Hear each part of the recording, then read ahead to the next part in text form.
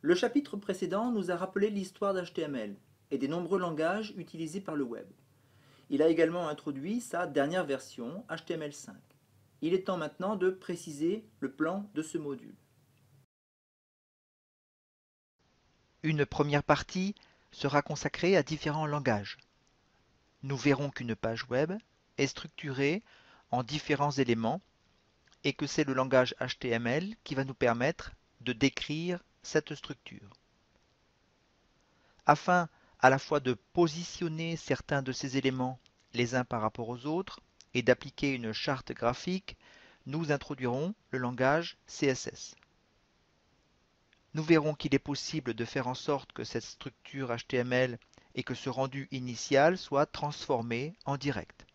Repositionnement, création, modification du contenu et du style, etc. Pour l'instant, sans échange avec le serveur. Ceci est rendu possible grâce au langage JavaScript. Nous verrons juste après, toujours grâce à JavaScript, que cette page web peut réagir et se transformer suite à un clic souris ou une action au clavier, et nous introduirons les événements JavaScript. Dans ce MOOC, j'ai fait le choix de ne pas aborder tous ces langages de façon exhaustive, mais d'en présenter les grands principes et fonctionnalités et de les illustrer sur de nombreux exemples. Ce survol a pour objectif de vous doter d'une boîte à outils qui vous permettra de créer de petits projets et de vous rendre plus efficace si vous devez approfondir par la suite tel ou tel langage, grâce notamment à d'excellents MOOC qui y sont consacrés. En revanche, nous n'aborderons pas dans ce MOOC les langages ou architectures tels que PHP, Ajax, MySQL, qui permettent à une page web de communiquer avec un serveur. Dans une deuxième partie, nous préciserons, grâce à de nombreux exemples, ce qu'HTML apporte de nouveau.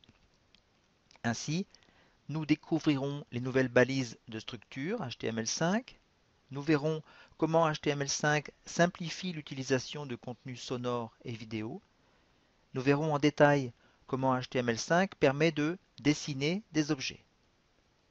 Nous verrons également comment faire en sorte que ces dessins évoluent au cours du temps et deviennent des animations. Nous reviendrons sur les événements pour voir comment interagir avec les éléments dessinés. Enfin, nous verrons comment HTML5 permet d'introduire une fonctionnalité de glisser-déposer. La troisième et dernière partie est importante. Elle sera l'occasion d'introduire des éléments de méthodologie propres au développement de petites animations avec HTML5. Un projet sera l'occasion pour vous de mettre en œuvre vos connaissances et d'utiliser toutes les briques mises en place.